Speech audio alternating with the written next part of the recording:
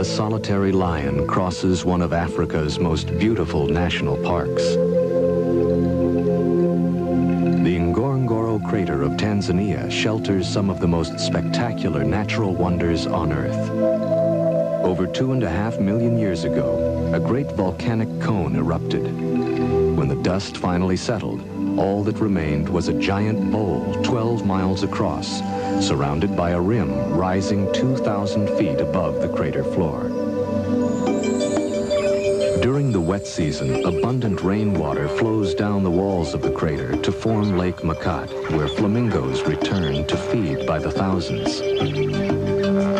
The water absorbed in the crater during the wet season provides an ample supply of grass, which for most of the year supports a population of up to 25,000 large animals, including herds of wildebeest, water buffalo, elephant, rhinoceros, hippopotamus, and eland.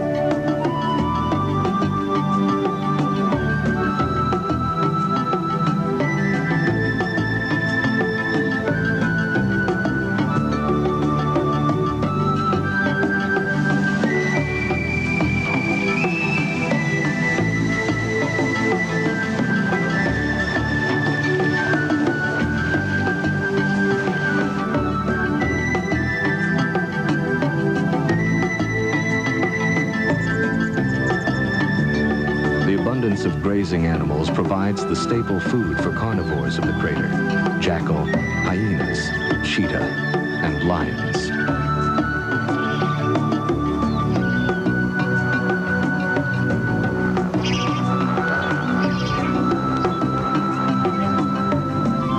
But of all the animals that are found here, it is the lion that dominates. About 80 lions live in family groups, or prides, of 8 or more, spread evenly across the crater. From records kept over the past 20 to 30 years, it is known that the number of lions in the crater has remained about the same. The gestation period of the female lion is about 110 days. There is no special birth season, and cubs can be born throughout the year. Like most cats, lions usually sleep or rest during the day for up to 21 hours. They will even rest between periods of feasting on a kill. Some will climb into trees to sleep, draped over the branches, to avoid insects that swarm over them on the ground. Others, gorged with meat from a kill, will roll from side to side, seeking a comfortable position for the large meal bulging in their stomachs.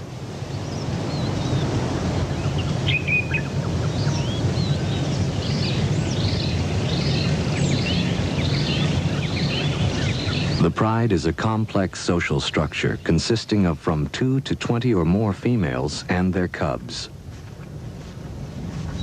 The females are related to each other and usually remain together throughout their lives, as they do most of the hunting.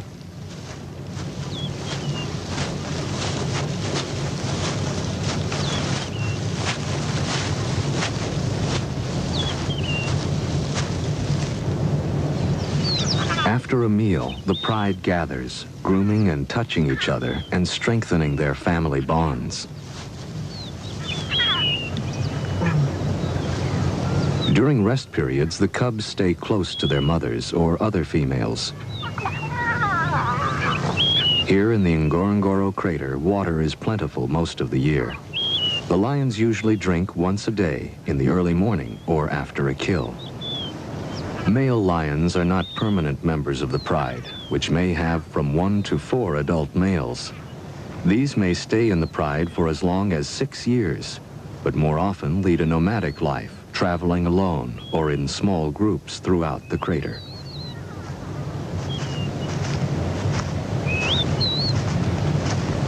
When hunting, the pride will either band in small groups or roam alone in search of prey.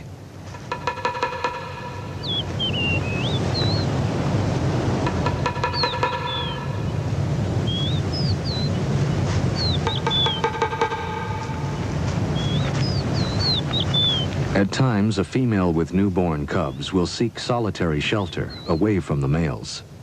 No one is certain if she chooses to leave or is forced away from the close social structure of the pride. Lions have few distinctive markings to assist in recognizing other members of the pride, especially over long distances. Therefore, they must approach another pride member in a direct manner, without hesitation. Should an approaching lion of the pride seem unsure of itself, it may be attacked as if it were a stranger. If a lioness is attacked several times, she may become unsure of herself and eventually leave her pride. In this way, the pride remains relatively stable in size.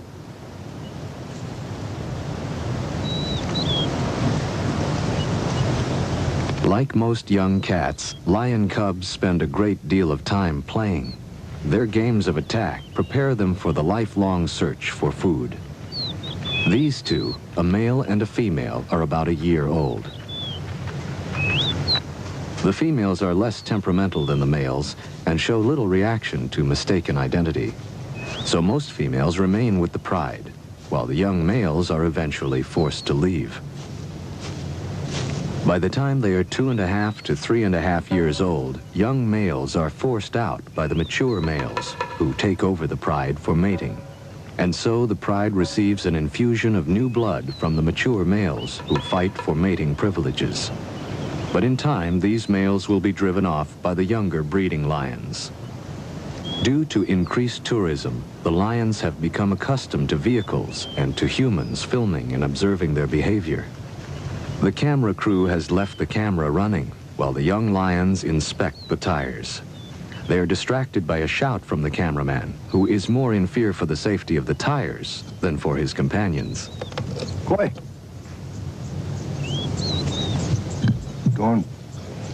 Don't.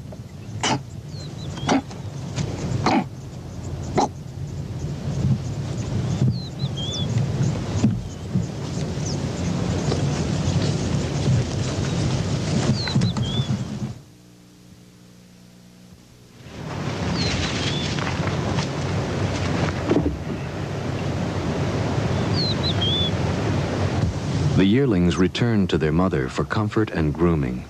In a few years, the male yearling may be driven from the pride by an older male seeking to stake a claim.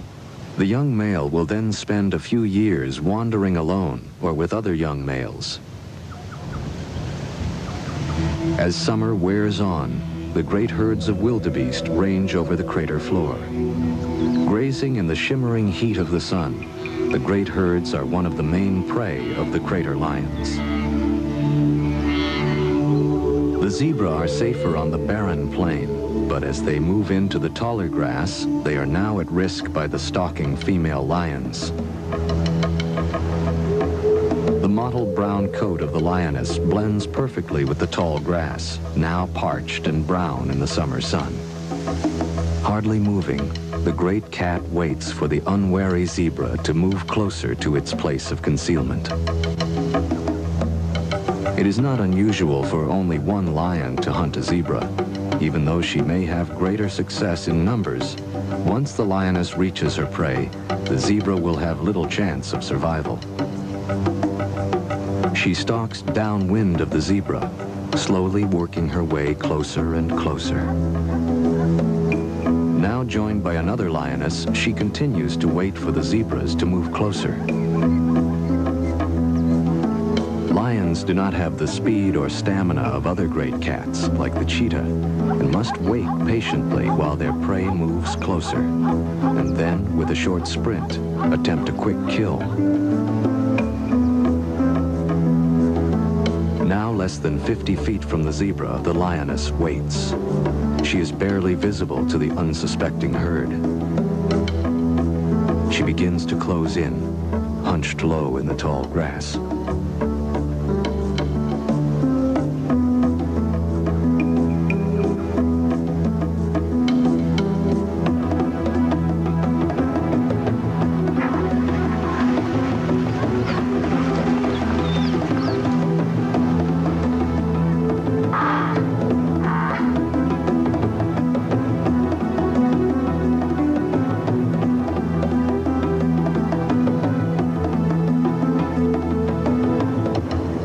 lioness pins the zebra to the ground. The rest of the pride begins to devour the still living zebra.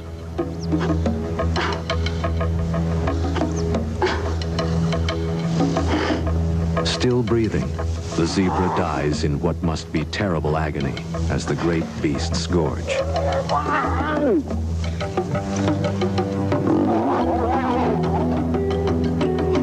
Their stomachs filled, the lions clean each other by licking the still fresh blood from each other's muzzles and coats.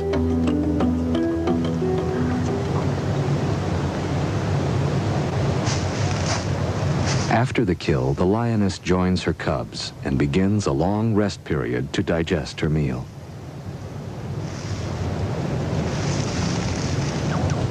Some miles away, a second pride is preparing to hunt. Lions, like most carnivorous animals, live within a well-defended territory. This territory must contain a source of water and plentiful food, and can encompass from 10 to 100 square miles. In the heart of the territory, the lioness is able to bear her cubs, protected by the other members of the pride. On this day, a water buffalo has been killed near an access road in the crater. Unconcerned by passing tourists' vehicles, the pride runs to the fresh kill.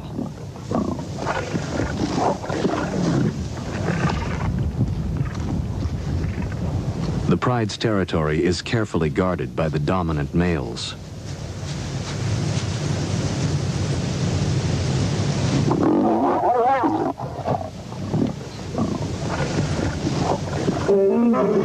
Roaring to alert trespassers, the male rushes forward, bellowing his rage to deter nomadic lions from entering his territory.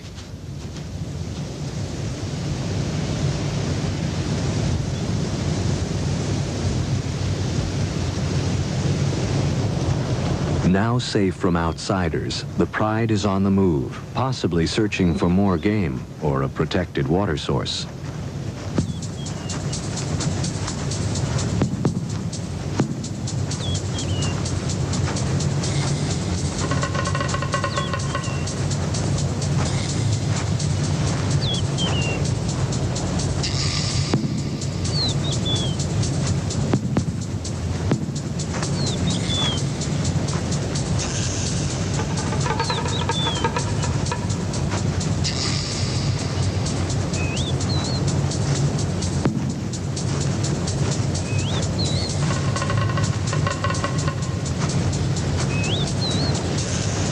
This pride has a large concentration of cubs and yearlings. Stretched out along the access road, they seem indifferent to time or distance as they slowly make their way, following the others.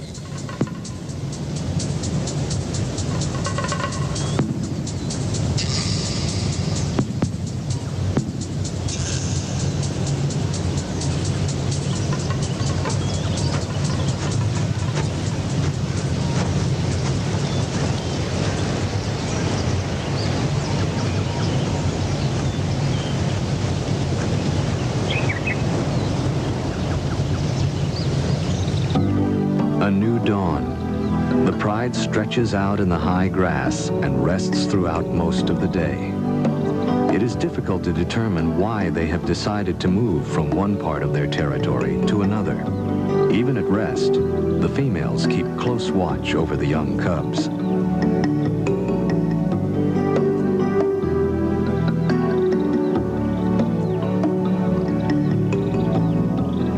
Lions have a well-defined system of communication. Using body contact, facial movement, and sounds, a lion expresses itself clearly to other members of the pride and to strangers who may try to enter its territory.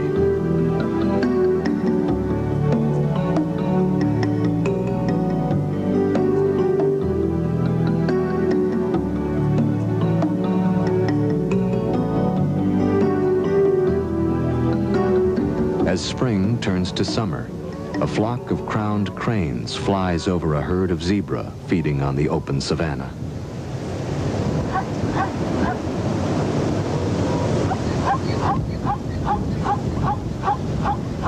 In the marsh, Chicks of the blacksmith plover search for small bugs and then seek shelter in the feathers of their parent.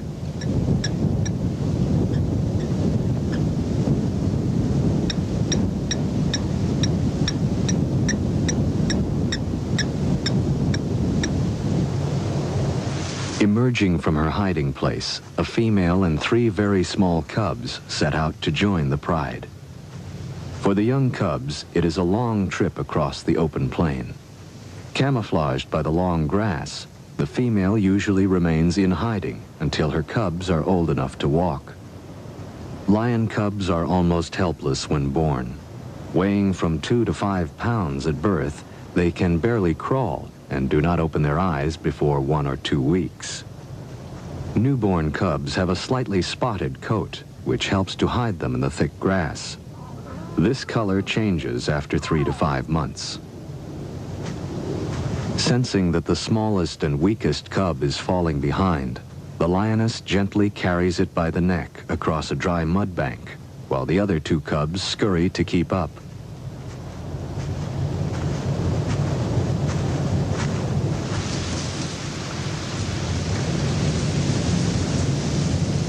Slowly making her way past the others, she selects her spot.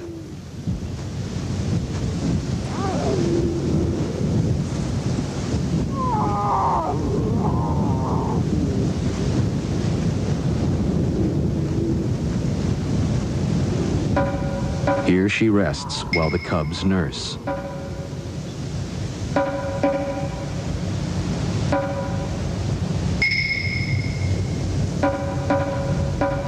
When several lionesses give birth at the same time, they frequently share the duties of raising all the cubs. This communal area then becomes the general meeting place for the entire pride.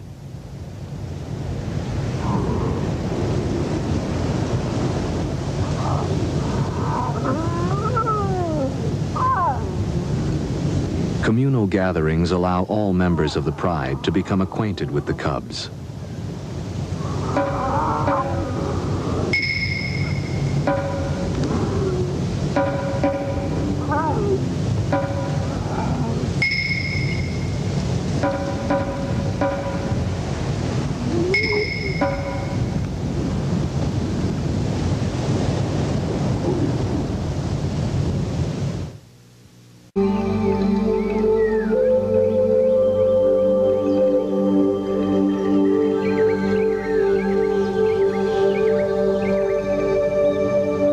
As dawn breaks over the crater rim, a herd of elephants spray dust across their backs to discourage biting insects.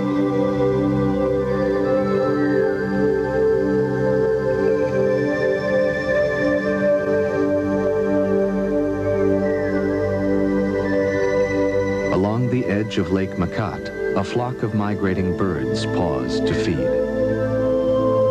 Among the trees, a small herd of zebra and an old elephant with only 1 tusk feed peacefully in the clear morning air. Near the lake shore, gazelles graze contentedly as they share their pasture with a flock of ducks. Knee-deep in the mud of the swamp, a huge water buffalo wallows contentedly. The buffalo is the lion's largest and most formidable prey, and is capable of putting a marauding lion to flight.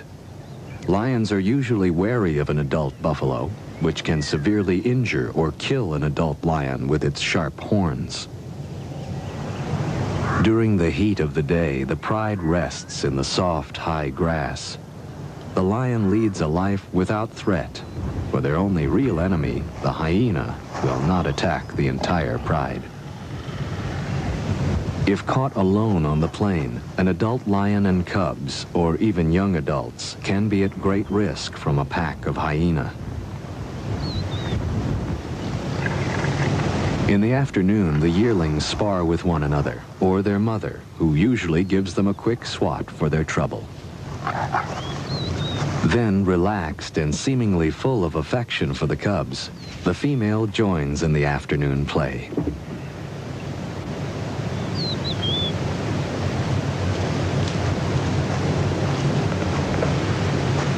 A young male and female of the pride also share in mock combat, which helps them sharpen their skills for real attacks as hunting adults.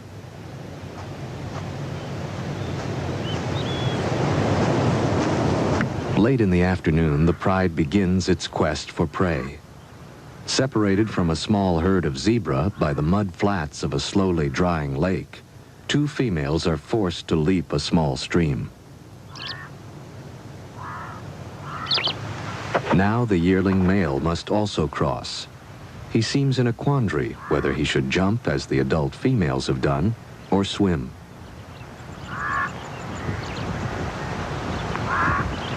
Most cats are excellent swimmers, but they will avoid the water unless it is absolutely necessary.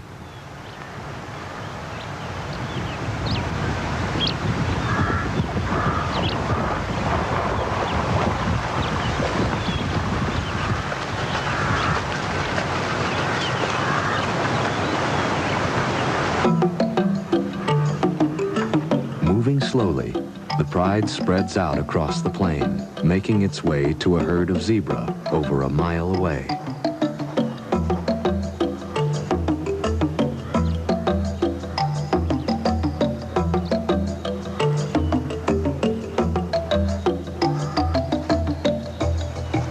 Screened by the high grass, the lions stealthily approach the zebra. With the wind blowing from the zebra toward the lions, the zebra are unaware of the approaching danger. Lions are known to approach their prey from either upwind or downwind.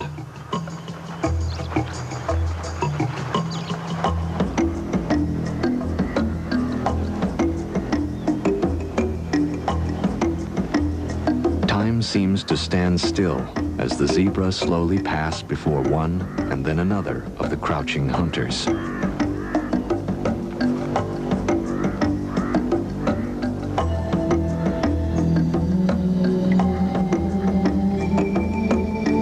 The zebra are crossing this area to graze near a large herd of wildebeest. Now, one lioness begins to move toward the zebra. Nearby, the entire pride is waiting for the moment to charge.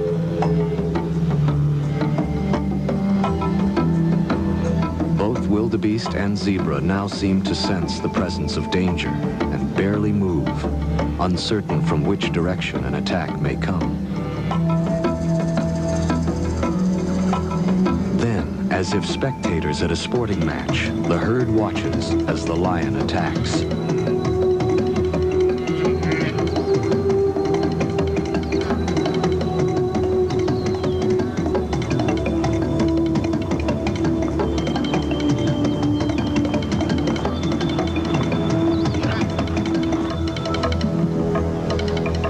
Lions are slower than zebra and wildebeest and are only about 30% successful, even when hunting in a group.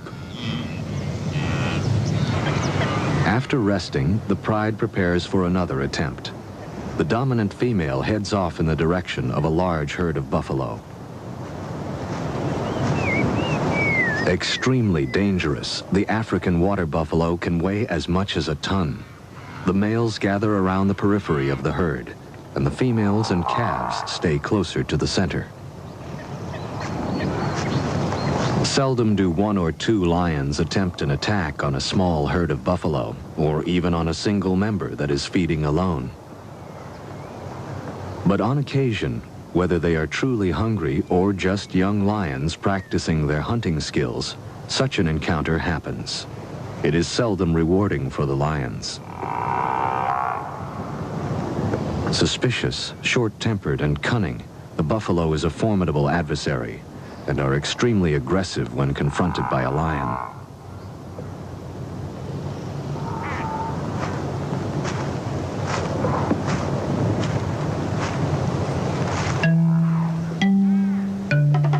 In such short grass, the lions come as close as they can.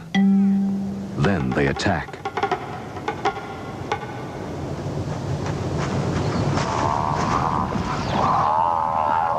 The buffalo are quickly outrun by the lions.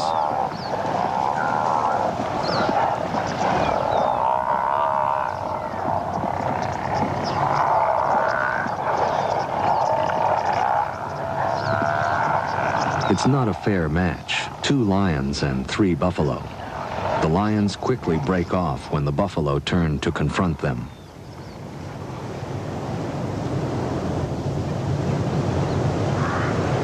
Closer to the lake, a larger herd is peacefully grazing.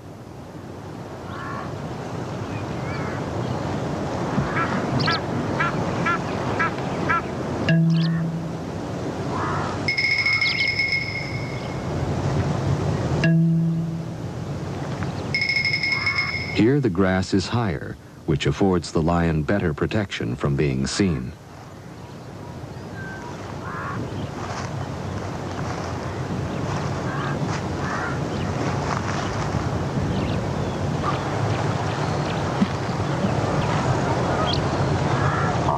Working as a team, the pride takes up position along the edge of the buffalo herd and move in.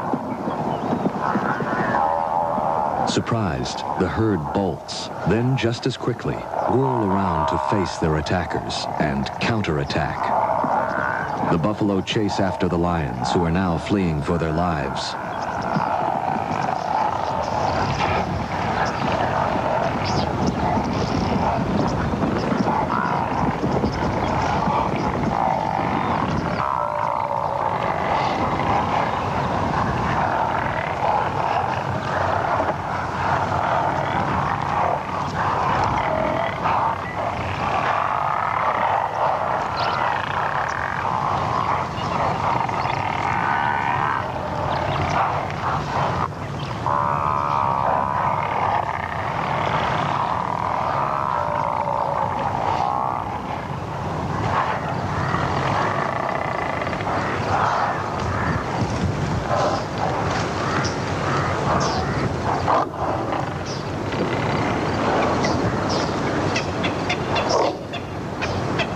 Seemingly convinced that the danger is over, the buffalo move back to the marshy ground at lakeside. The lions, too, return to a less dangerous task. The lioness and her 2 yearlings, who have taken up sanctuary in a tree, also rejoin the pride.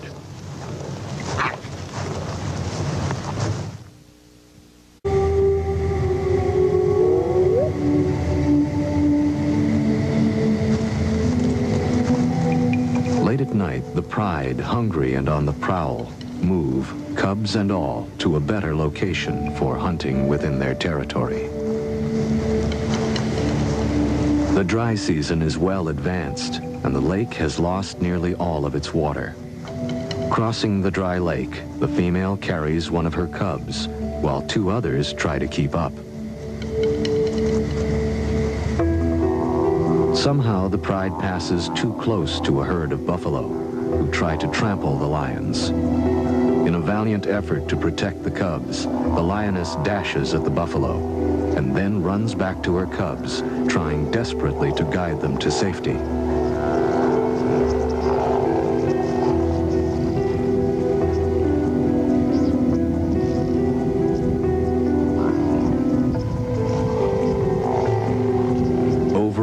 She rushes at the great beasts, but the buffalo will not scatter and continue to charge the lioness and other members of the pride.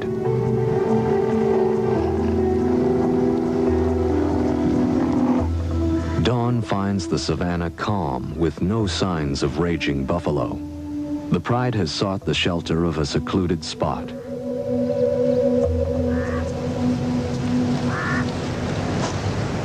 The only animal now in view is the lioness as she searches for her cubs. Time after time she calls, but the cubs have disappeared, trampled by the buffalo herd.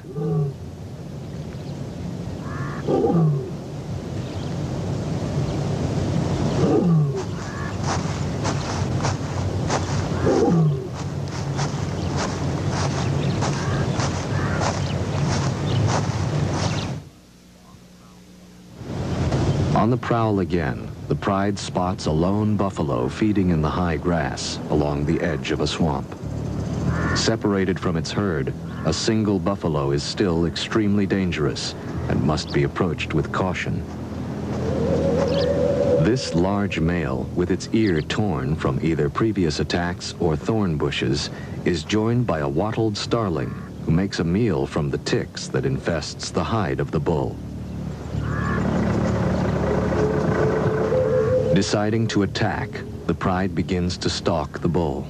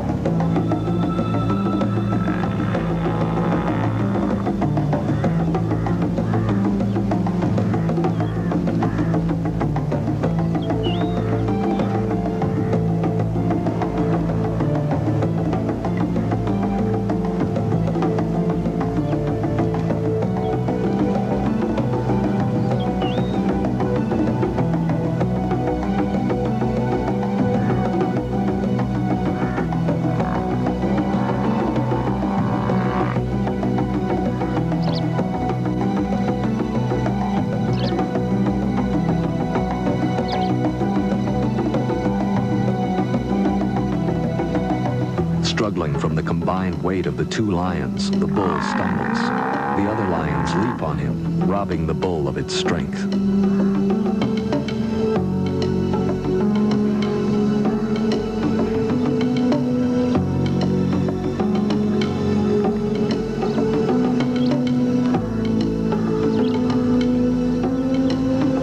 A yearling bravely joins the fight and attacks the bull's head.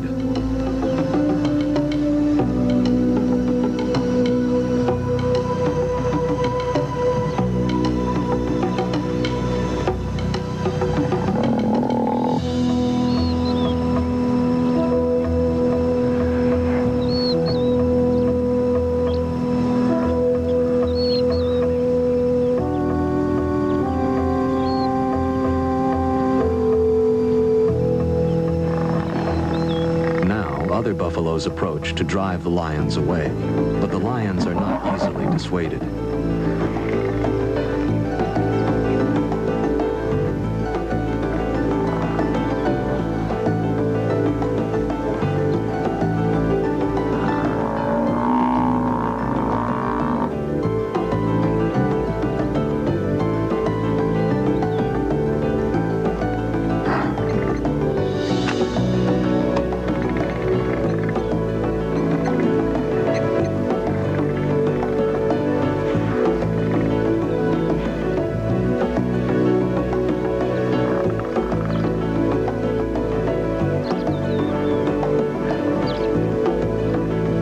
Having drawn blood, the lions continue to pursue the injured bull. Its weakened condition gives them a chance of making a kill.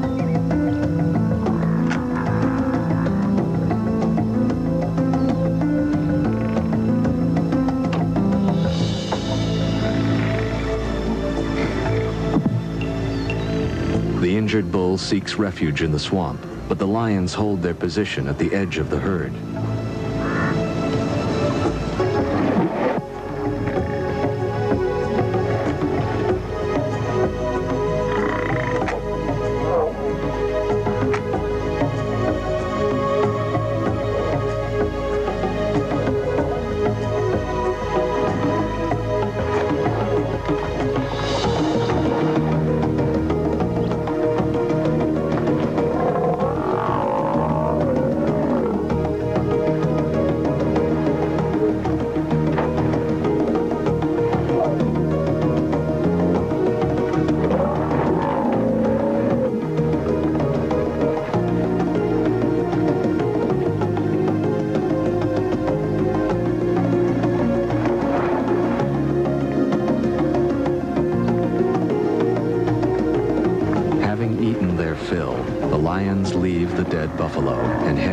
shore for a long rest.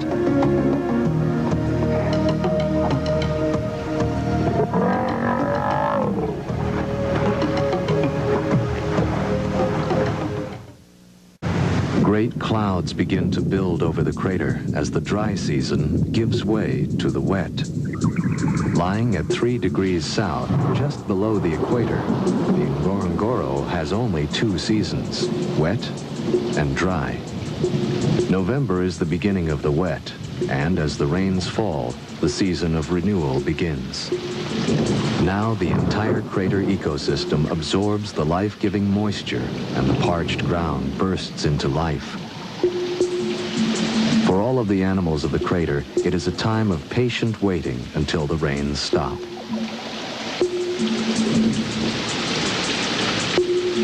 Wildebeest, Grant's gazelle, lion, all soak in the cool rain. Within a week, the crater will turn green, and a carpet of yellow flowers will cover the savanna. With the gray dust of the dry season finally settled by the rain, the crater puts forth the sweet, earthy smell of a new spring. The sun bursts forth to disclose the broad green carpet of the crater floor. Now the lake will fill, frogs emerge from the mud, and millions of insects issue forth as a banquet for the thousands of birds that quickly return to this extraordinary valley. African spoonbill preen each other's feathers as a black-winged stilt probes the shallows for tiny aquatic organisms. Each day, rain falls on the crater and the grass. The primary energy source for all animals grows more lush. Tissue paper flowers poke up through the thickening grass, and the herds of wildebeest and zebra graze across the crater floor. A few hours old, the young wildebeest are on their feet and able to run with the herd. Theirs is a cruel world, where speed and agility is the only defense against the lion, hyena, and cheetah. With their umbilical cords still hanging from their stomachs, the young wildebeest cavort, while another newborn, less than an hour old, stays close to its mother's side. Close by, a female and calf share a small stream with a flock of sacred ibis. The female is ever cautious of marauding carnivores. Near the service road that crosses the crater, a female lion with 3 cubs has emerged from hiding and is slowly moving to rejoin the pride. Young cubs like these have bluish-gray eyes for the first few weeks after birth. Then their eyes turn an amber color.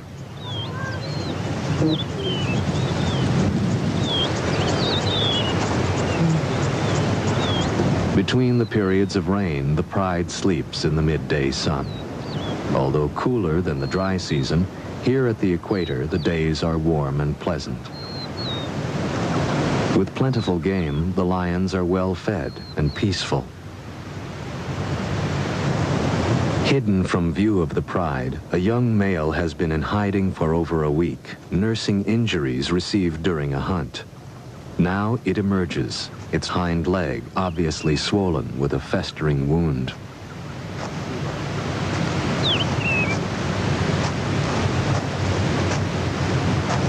Slowly, it approaches its mother, the lion which has just had the 3 cubs.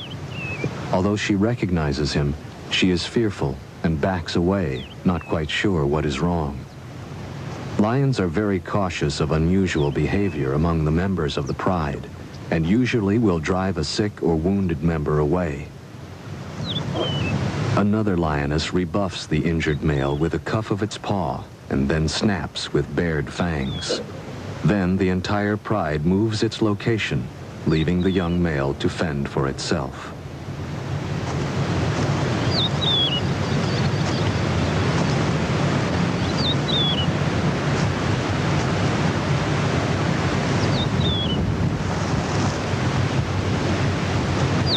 So weak it can hardly care for its wound, the male is no longer able to live with the pride. At nightfall, the pride will leave the area, and the young injured male will be left defenseless against a hyena attack.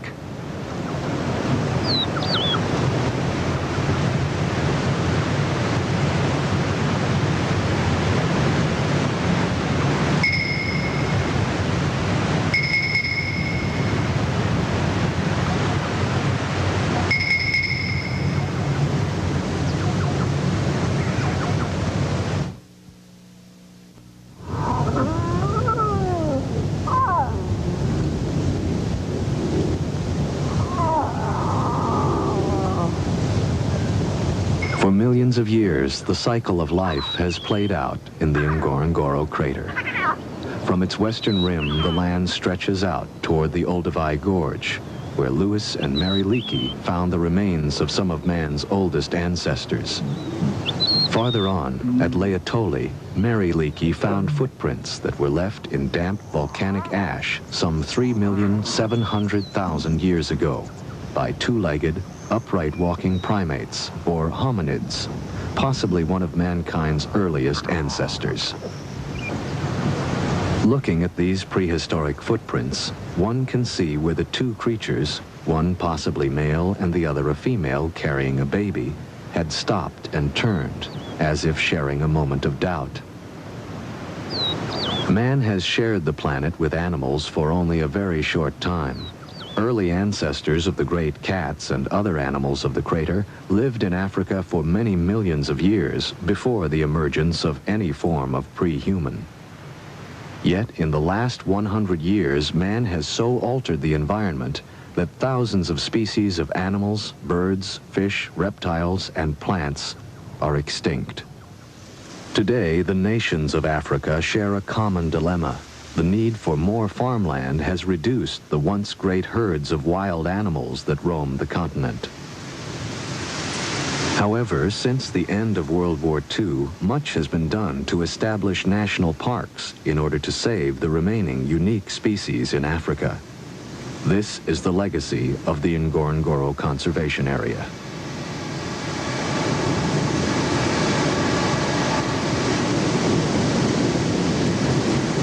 Controlled in part by the crater's 2,000-foot-high rim, most animals are still free to migrate in and out of the crater. A young female slowly climbs up the rim to seek another pride outside on the Serengeti plain. No one will know why she was forced to leave. But the life of the crater lions will pass on from one century to another, as long as modern man is aware of their fragile existence and is willing to exercise care. The infinite beauty and variety of the natural world is mankind's greatest treasure. All must exercise great care to preserve the environment and all of nature's creatures. Symbol of strength and majesty since the beginning of recorded history, the lion has always commanded man's respect. For centuries, it was considered an act of courage to kill a lion, and only recently have certain tribes given up the practice of a young man killing a lion as his rite of passage into manhood. Still free to roam the Ngorongoro crater, the lions are protected by the government. Located in the Arusha region of northern Tanzania, southeast of Serengeti, the Ngorongoro crater and its wildlife are one of the world's most beautiful sights and must be preserved.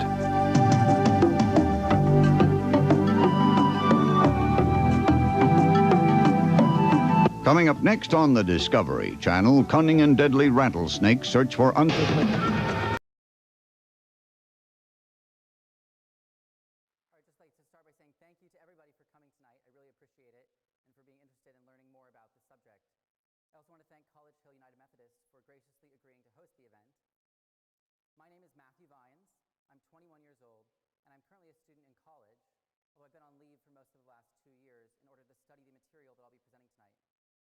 was born and raised here in Wichita, in a loving Christian home and in a church community that holds to the traditional interpretation of Scripture on this subject.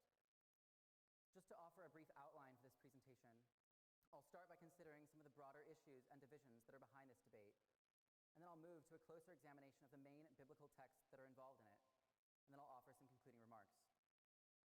The issue of homosexuality, of the ordination of gay clergy, and of the blessing of same-sex unions has caused tremendous divisions in the church in recent decades, and the church remains substantially divided over the issue today. On the one hand, the most common themes voiced by those who support changing traditional church teaching on homosexuality are those of acceptance, inclusion, and love, while on the other hand, those who oppose these changes express concerns about sexual purity, holiness, and most fundamentally, the place of Scripture in our communities? Are we continuing to uphold the Bible as authoritative? And are we taking biblical teachings seriously, even if they make us uncomfortable?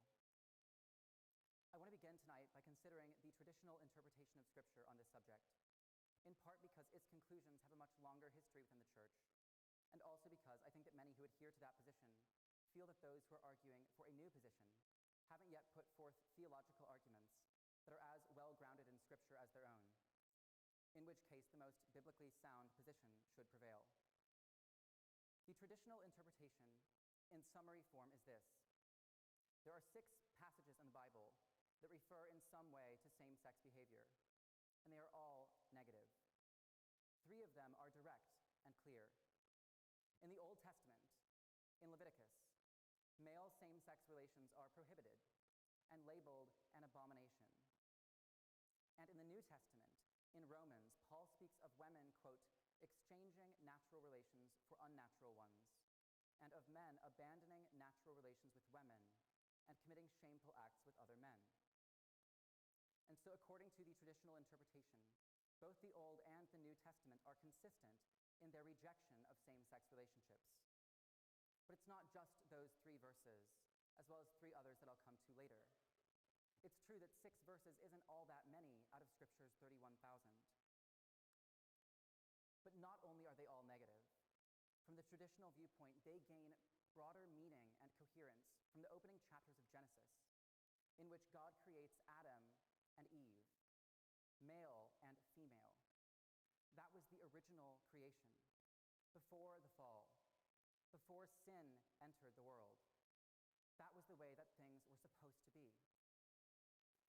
And so according to this view, if someone is gay, then their sexual orientation is a sign of the fall, a sign of human fallenness and brokenness. That was not the way that things were supposed to be. And while having a same-sex orientation is not in and of itself a sin, according to the traditional interpretation, acting upon it is, because the Bible is clear both in what it negatively prohibits and in what it positively approves. Christians who are gay, those who are only attracted to members of the same sex, are thus called to refrain from acting on those attractions, to deny themselves, to take up their crosses, and to follow Christ. And though it may not seem fair to us, God's ways are higher than our own, and it's not our role to question, but to obey. Within this framework, gay people have a problem, and that is that they want to have sex with the wrong people. They tend to be viewed as essentially lustful, sexual beings. So while straight people fall in love, get married, and start families, gay people just have sex. But everyone has a sexual orientation, and it isn't just about sex. Straight people are never really forced to think about their sexual orientation as a distinctive characteristic, but it's still a part of them, and it affects an enormous amount of their lives. What sexual orientation is for straight people is their capacity for romantic love and self-giving. It's not just about sexual attraction and behavior. It's because we have a sexual orientation that we're able to fall in love with someone, to build a long-term, committed relationship with them, and to form a family. Family is not about sex. But for so many of us, it still depends upon having a companion, a spouse. And that's true for gay people as well as for straight people. That is what sexual orientation means for them too. Gay people have the very same capacity for romantic love and self-giving that straight people do. The emotional bond that gay couples share, the quality of love, is identical to that of straight couples. Gay people, like almost all of us, come from families, and they too long to build one of their own. But the consequence of the traditional interpretation of the Bible is that while straight people are told to avoid lust, casual relationships, and promiscuity, gay people are told to avoid romantic relationships entirely. Straight people's sexuality is seen as a fundamentally good thing, as a gift. It can be used in sinful or irresponsible ways, but it can also be harnessed and oriented toward a loving marriage relationship that will be blessed and celebrated by their community. But gay people, though they are capable of and desire loving relationships that are just as important to them, are told that for them, even lifelong, committed relationships would be sinful because their sexual orientation is completely broken. It's not an issue of lust versus love or of casual versus committed relationships, because same-sex relationships are intrinsically sinful, no matter the quality and no matter the context. Gay people's sexual orientation is so broken, so messed up, that nothing good can come from it. No morally good, godly relationship could ever come from it. And so they are told that they will never have a romantic bond that will be celebrated by their community. They are told that they will never have a family. Philippians 2, verse 4 tells us to look not only to our own interests, but also to the interests of others. And in Matthew 5, Jesus instructs that if someone makes you go 1 mile, go with them 2 miles. And so I'm going to ask you, would you step into my shoes for a moment and walk with me just 1 mile, even if it makes you a bit uncomfortable? I am gay. I didn't choose to be gay. It's not something that I would have chosen, not because it's necessarily a bad thing to be, but because it's extremely inconvenient. It's stressful, it's difficult, and it can often be isolating and lonely. To be different, to feel not understood, to feel not accepted. I grew up in as loving and stable of a family and home as I can imagine. I love my parents, and I have strong relationships with them both. No one ever molested or abused me growing up. And I couldn't have asked for a more supportive and nurturing childhood than the one that I had. I've never been in a relationship, and I've always believed in abstinence until marriage. But I also have a deeply rooted desire to one day be married, to share my life with someone, and to build a family of my own. But according to the traditional interpretation of Scripture, as a Christian, I am uniquely excluded from that possibility for love, for companionship, and for family.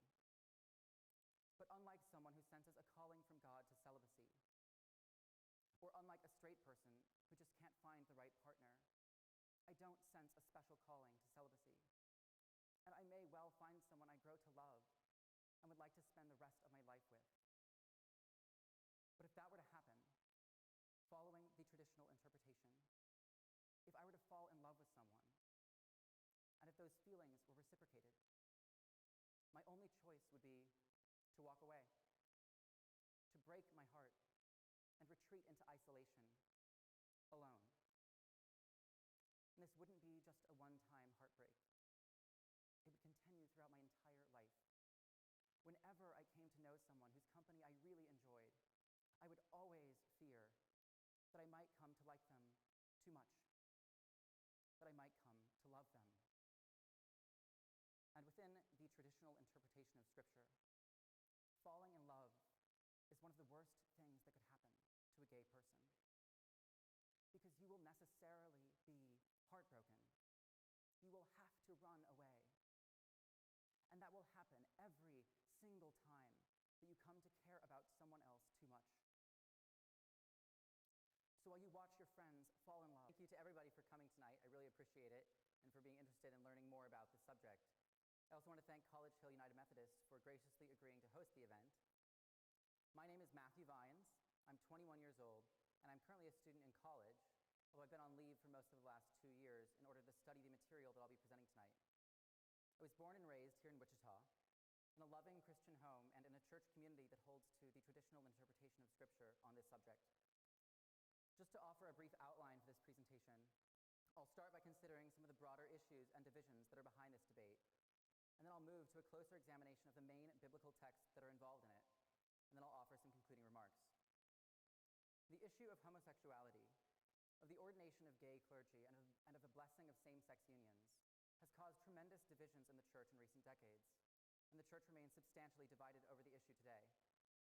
On the one hand, the most common themes voiced by those who support changing traditional church teaching on homosexuality are those of acceptance, inclusion, and love, while on the other hand, those who oppose these changes express concerns about sexual purity, holiness, and most fundamentally, the place of Scripture in our communities.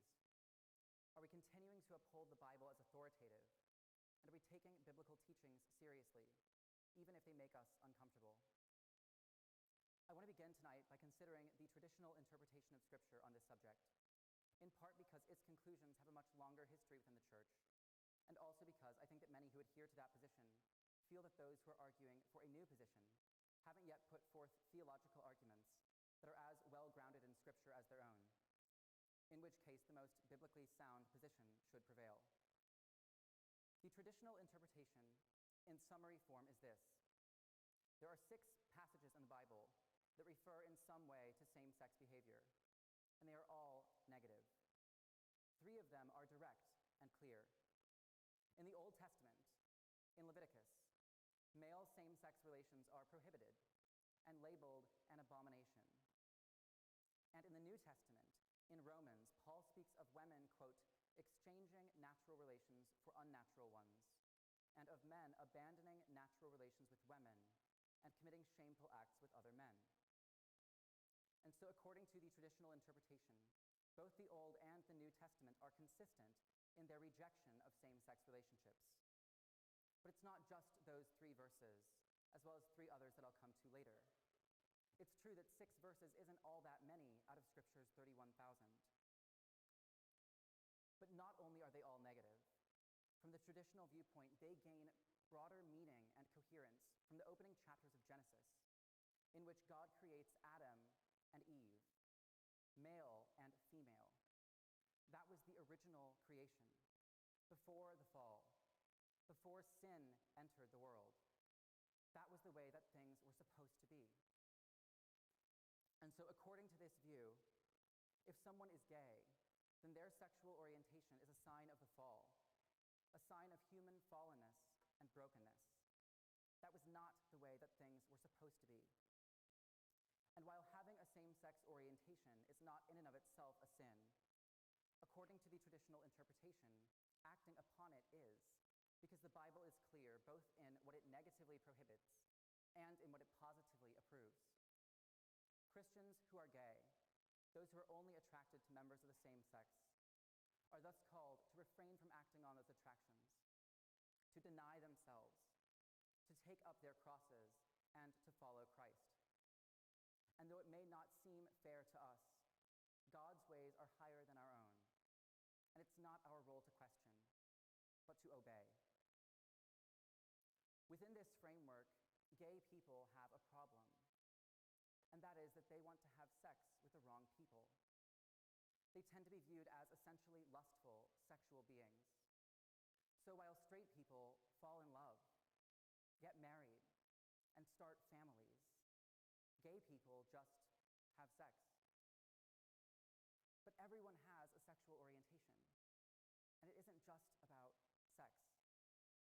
Straight people are never really forced to think about their sexual orientation as a distinctive characteristic. But it's still a part of them, and it affects an enormous amount of their lives. What sexual orientation is for straight people is their capacity for romantic love and self-giving. It's not just about sexual attraction and behavior.